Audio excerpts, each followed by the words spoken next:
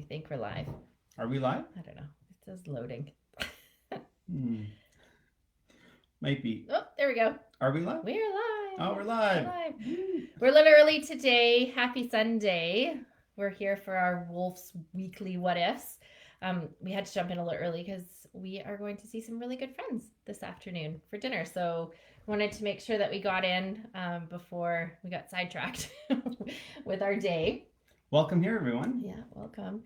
So today we're going to actually talk about, we're going to kind of combine the parent/teacher tip today, because we're going to talk about positive reinforcement and ways in which you can do that, because it's pretty similar what you're going to do at home and what you're going to do at school, because ultimately what we're looking for is kind of thinking about a behavior that you want to reinforce, whether it's at home or at school. So some kind of positive behavior. Hi, Katrina. Happy Sunday. I love how you're always on. You're the best. So we want to focus on picking just one behavior that you'd like to kind of keep seeing repetitively, and different ways that you can reinforce that with your kids. Excellent. Yeah. And just focusing on positivity. It's such a huge thing, and especially students with ADHD. I mean, they get enough of the negative already, and we already know that. So we want to just focus on something positive for them, making them feel good. And they need that. We all need that. So think of the last time you got a compliment, and how did that make you feel? Yeah. I like your hair today. Thanks. Oh, I like your shirt today. It feels good. It feels good to get a compliment, and it feels good when somebody notices that you're doing something good. Yeah. Students with ADHD in the classroom, too often we do something called wrong spotting, and what we as teachers are naturally programmed to do is we want to. It's for the right intention, but we want to correct a behavior. We want to correct things. We love correcting things. Check marks. Check. Wrong. Big X. Right. And so we do that with behavior too. You know, good. No. Good. No. But who's getting all those negative reinforcements or negative wrong spotting? And we already know ADHD students have issues with impulsivity, and we know it has directly linked to how their brain is wired. So why pick on them when they're doing these things? I mean, unless it's a behavior that needs to be corrected in the moment for the safety of others. What about good spotting?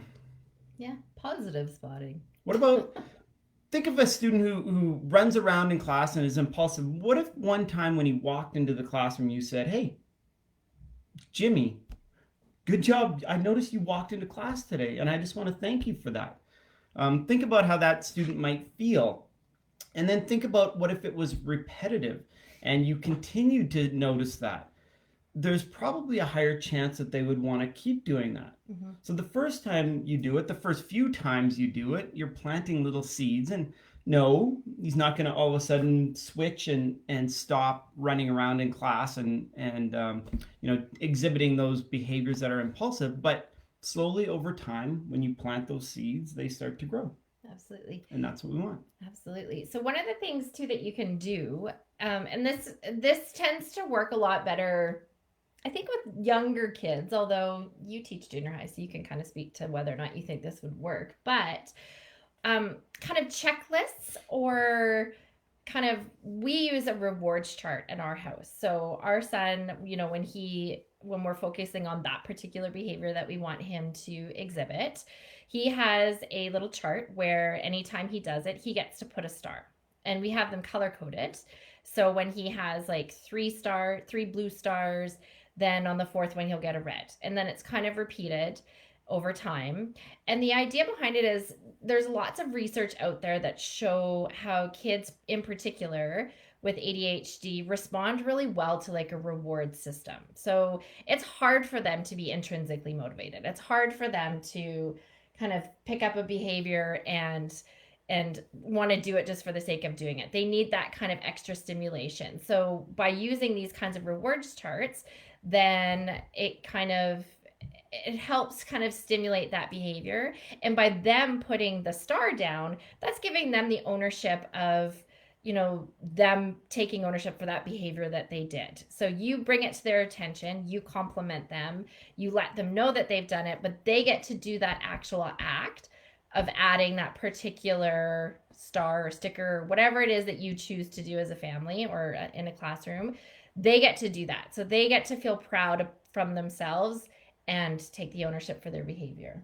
And so what that sort of system, it's just gamification. You can gamify the behavior system that you create. So just instead of just giving star, star, star, star, star, maybe they go, red star, red star, red star, gold star, red star, red star, red. If they get 3 in a row, they get a streak, and then the fourth one is a gold star. And what you're doing there is you're upping the level, and that it's just like a video game. It's like something that kids would play. It's how social media works. It's how likes work. It's how streaks work on Snapchat or on TikTok and things, right? So you want to get streaks, and we're programmed that way. We've got these, but what's the next thing? Mm-hmm. And then you can go to the next level too. Instead of just red, red, red, gold, red, red, red, gold. Maybe if you get 3 reds and golds in a row, takes you to the next level. Yeah. And you as a family, like if you decide to kind of take on this reward system, you as a family can kind of decide what's going to come out of it, because it's different for everybody. So you and your child can kind of come up with something that you think is acceptable and feasible for you that will kind of help motivate them. Yep.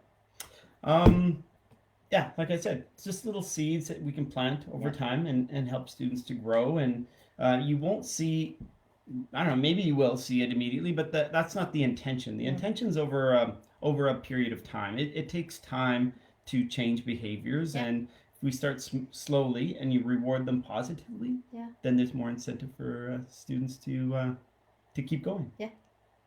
So anyway, we hope that helped. We hope you guys have a great rest of the week. We actually have some really exciting things coming up in October. I can't believe it's actually almost October. I know. It's bananas, man. But anyway, we have some really exciting things for all of you coming up. So kind of watch this area to see what we have in store for you. See you all next time. Yeah. Have a great week.